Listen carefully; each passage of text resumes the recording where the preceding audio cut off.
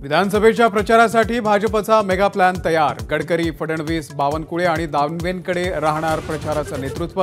20 star प्रचारकांची टीमही तयार।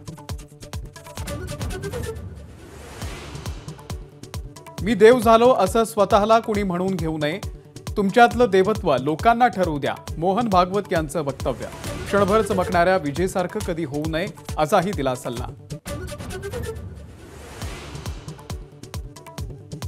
उद्धव ठाकरे आणि शरद पवारांसाठी ही शेवटची निवडणूक।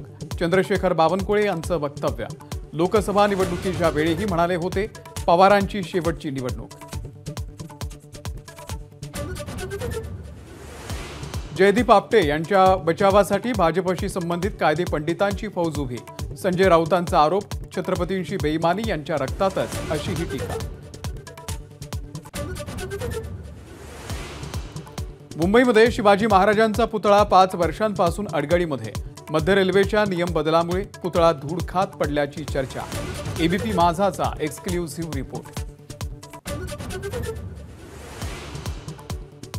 पंतप्रधान नरेंद्र मोदींच्या खुर्चीसाठी चंद्रपूरमधून सागवान वापरणार। 3000 घनफूट सागवान पाठवणार असल्याची वनमंत्री सुधीर मुनगंटीवार यांची माहिती। राम मंदिर आणि संसद भवनातही वापरले चंद्रपूरचं सागवान।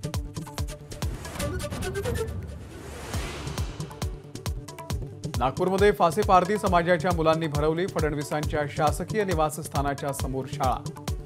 हायवेच्या कामामध्ये झालीये शाळा उद्ध्वस्त।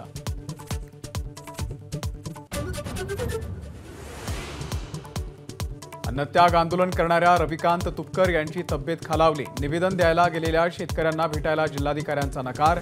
शेतकऱ्यांनीच तिथेच मारला ठिय्या।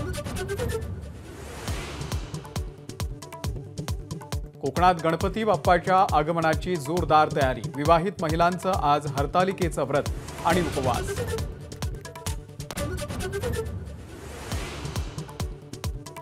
दादर आणि पुण्यातल्या फुलबाजारामध्ये ग्राहकांची तोबा गर्दी। झेंडू, गुलछडी, गुलाब, शेवंतीच्या फुलांना मोठी मागणी।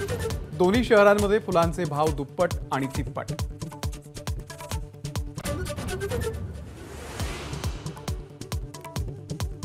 गणरायाच्या सुबक आणि आकर्षक मूर्तींनी बाजारपेठा सजल्या। मखराच्या रंगीबिरंगी साहित्यानं बाजारपेठांना रंग।